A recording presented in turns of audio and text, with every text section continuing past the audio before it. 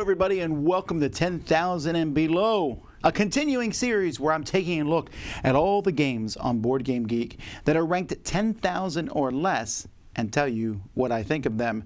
We're actually way down on the list now. 15,101 is where we're going to start. So let's take a look and see if we can find any gems or interesting things.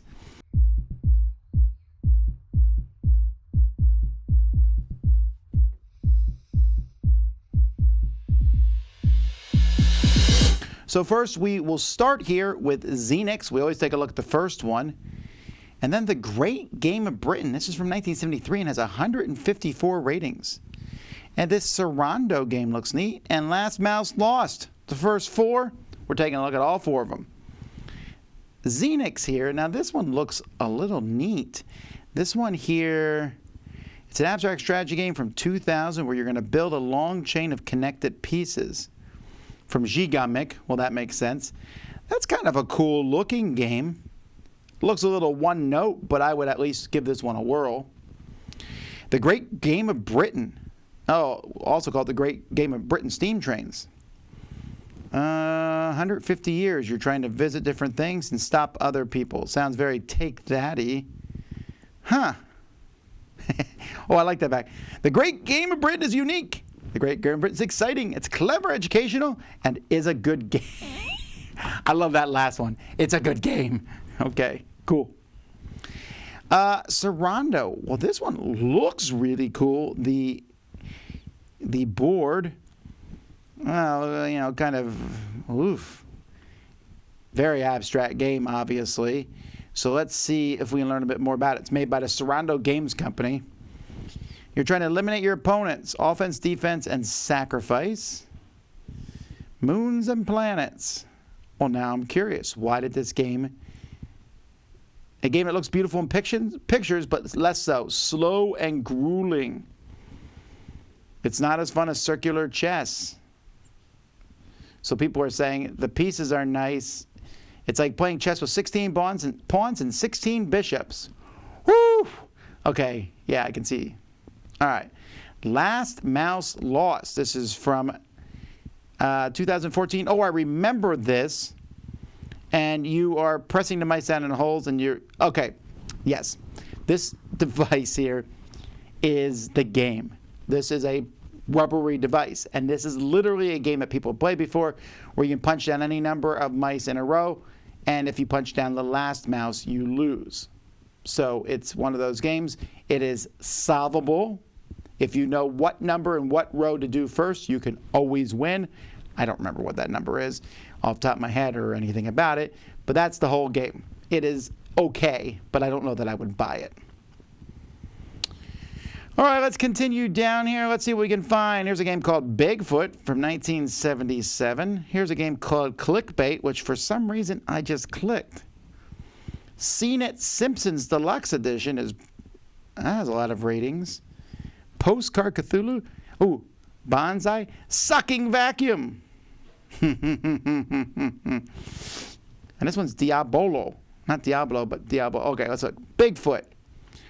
This looks like a Harry and the Hendersons type thing. Look at those kids having such a good time. That is, those kids are looking... Like, that kid's moving the piece without even looking at it. And the other girls are looking longingly at the board. Like, is that board even there? That is one ugly Bigfoot. It was called Yeti.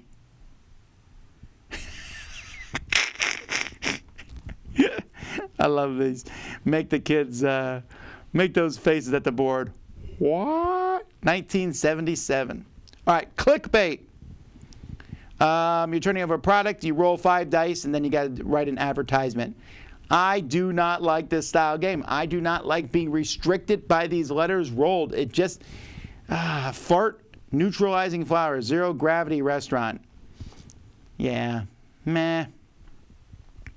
Seen It, the Simpsons Deluxe Edition. Well, if you like Seen It, here you got all the stuff from The Simpsons. Looks like it has some nice dice. I wonder if Seen It is, I've probably asked this before, if it's moved into the digital age. Sucking Vacuum. Now, this game does not look very good, unfortunately. It has a lot of ratings and a lot of comments, But there's a lot of negative things here. Some people are saying it's a free-for-all party game. The artwork, there's Easter eggs. The game oozes theme but gets bogged down where you crowd together with oxygen. I thought this was going to be good, but actually turned out to be boring. Well, it looks like some people like this game. It came out in 2004. That is some bad artwork, though. Looks like you're just running around in a spaceship, trying not to get sucked out into the vacuum. I feel like I played a video game with these graphics. Doesn't that seem like some of those old space video games had this kind of graphics? Alrighty, what else we got here? Lunar Command has 80 ratings, and Bombay Bazaar has 119. The Forever War. The Forever War. All right, let's look at the Forever War. Frankenstein, Chinese Civil War, Dodge Dice, and Da Vinci's Challenge.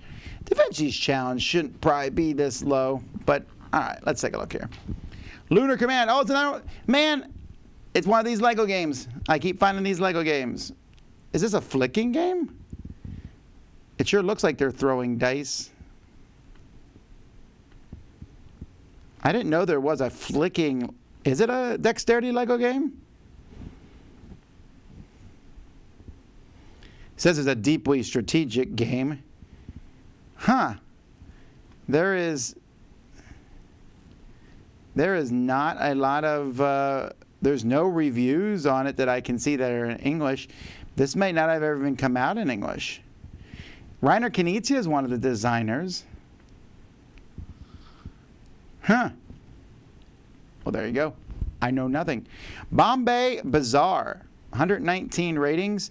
This looks like another one of these games where you're connecting different things. These elephants' trunks. How long are their trunks? They look like those hoses that you stick on the back of a dryer. Alrighty. Well, that's entertaining to look at. The Forever War. It's from his Hugo-winning novel. This is from Mayfair back when ooh, yeah. Nope, nobody, nope. Except when I was a kid, I would have got this and played it. All right, Dodge Dice. Dodge penalty points. Roll dice, try not to match the color on the penalty die. Use your skip chips to pass a turn. That's pretty much the whole game. Roll dice and see what happens. Although I must not have hated it because they gave it a 6. That's an okay thing. Da Vinci's Challenge I like. Da Vinci's Challenge, you're placing out these different pieces. This is a finished board here. And as you place these pieces out, you're trying to form things like a whole circle or a complete flower or a whole triangle. And I'm looking at this particular board, and they did not complete almost anything. But he says, my problem with the game, symmetric play will always result in the tie score for the second player. Well, don't play symmetrically then. It's not great, especially that cover doesn't look very good, but I like it. Oh, here we go. Here's all the different, if you make these different things, you will score points. The eye, the pyramid, the hourglass. Ooh, Da Vinci's Code. I thought the game was fine. Let's see what else we got here. Here's a game called Goblin Dice with 77 ratings. Big Picture Apples. Babylon has 277 ratings. High School Drama Varsity Edition. And Dice Afari. Goblin Dice. All these goblins run the same way, I guess. This is from Gaga Games. Yeah, Gaga Games makes a lot of games that aren't that great. Looks like you're just trying to run down these cards by rolling combos of dice. Big Picture Apples to Apples. You will be making pictures by playing picture cards. Okay, so it's apples, but using picture cards. What do the pictures look like? This looks like apples, memory match. Isn't that what that looks like to some degree? It looks like John Kovalik did the artwork for this and just drew a bunch of apples with different costumes on them. No, there's the pictures.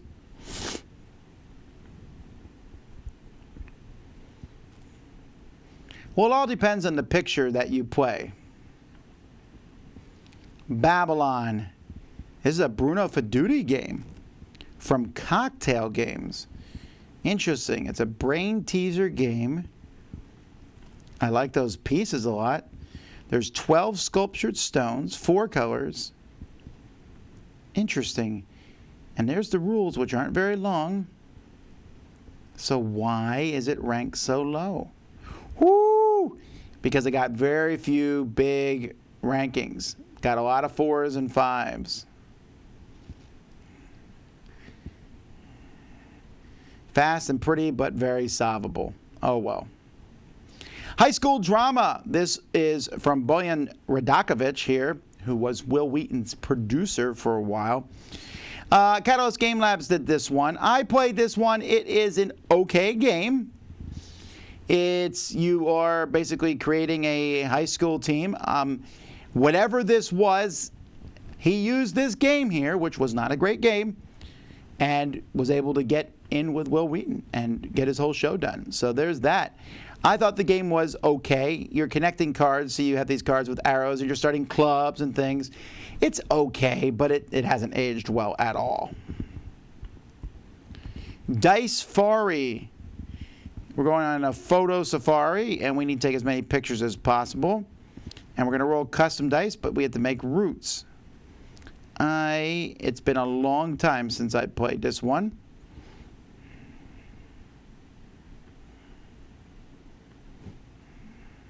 I don't remember this one much at all. When did I review it? 2012. 8 years.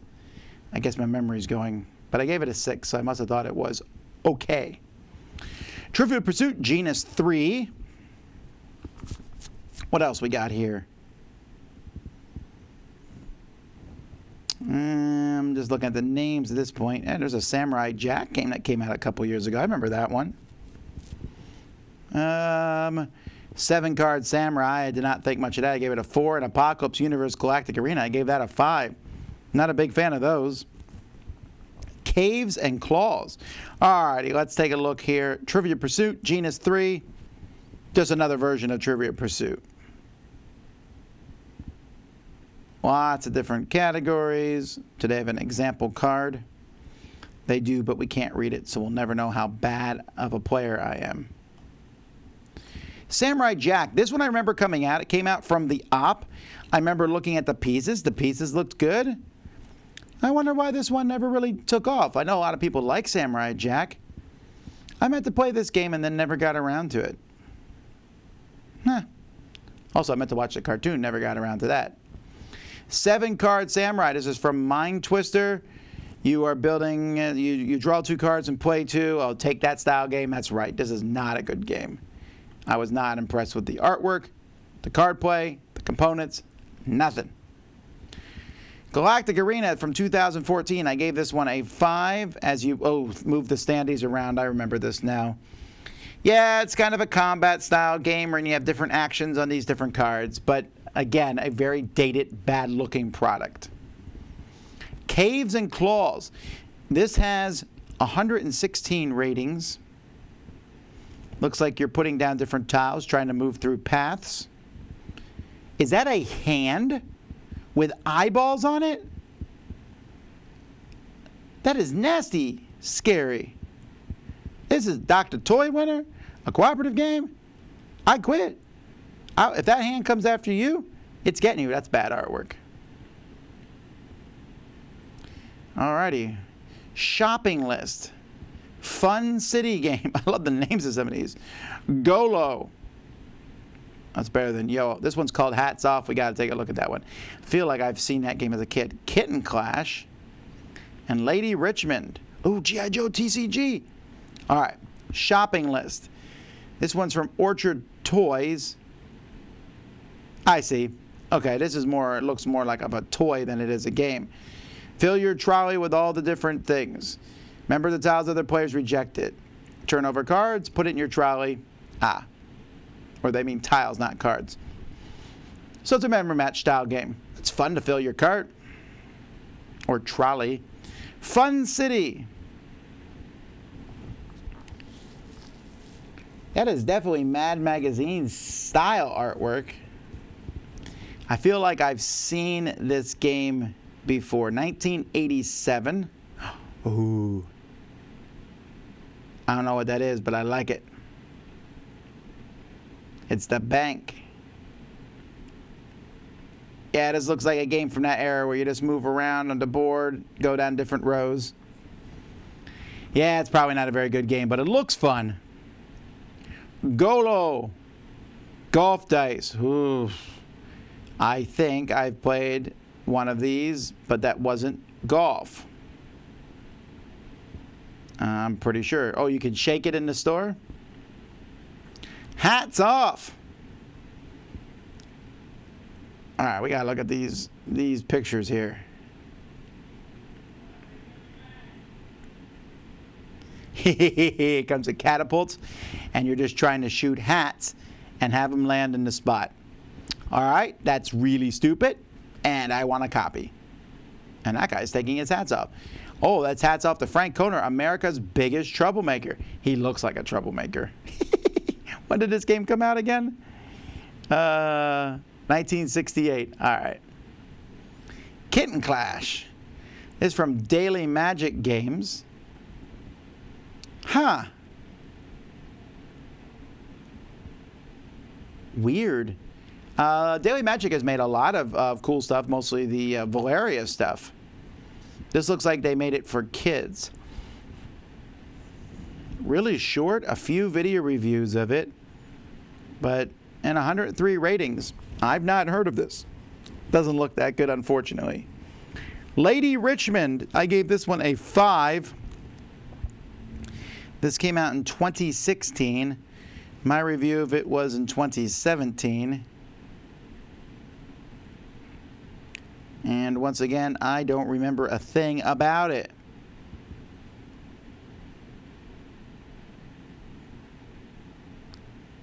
Wow, only 3 years.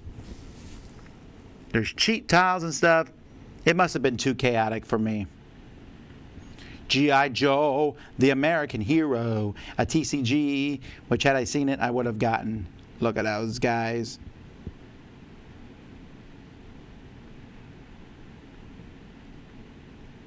Cobra Commander, Sinister Dictator. If he's putting your discard pile from rank, choose a soldier in your opponent's front rank and discard it.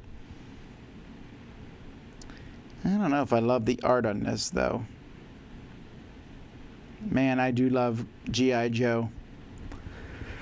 Why show me all friends for all these boosters? I don't care about that. Ooh, now they're showing me G.I. Joe figures. I like that. Venomous Maximus. All right, that's kind of cool, but it's not a good game, obviously. It wouldn't be this low otherwise. All righty, let's continue on here. Forest, that one I gave a 3 to. We'll take a look at this in Love and War game because I just think that name's interesting. And then finally, the last one here, Empire 3rd Edition. Forest is a little game from Leo Calavini, and it's a game where you're matching cards down, trying to, you have these bottom ones in the forest and the top ones, then you're trying to get the most of different things. They're showing here, obviously this is made for kids. I don't think I realized that when I played it, but even with kids, I think this game is just too lucky and too boring. It's pretty, that's all I have. In Love and War, apparently that's with cats. Ah, those are cute cats. So neat. Now they're getting married. That's great artwork. But that's, I don't know anything else other than that. Empire 3rd Edition. This re-implements Empire 2nd Edition, which re-implements Empire. So the original Empire came out in 1990. Wait, what? That can't be right. How could Empire come out in 1990, but 2nd Edition 1977 and 3rd Edition 1981? One of these games is lying. Same designers, though. Maybe the date here is wrong. Anyway, I don't want to get caught up in that. This looks like historical personalities. That's kind of an interesting idea, to make different armies, a miniatures game where you have Napoleon and other people. But, yeah, you need your own miniatures game there for that. That's a cool concept, and I'm sure some people like it, but obviously not enough people. Then the weight says 5 out of 5, 180-minute playing time. Well, there you have it. Alrighty.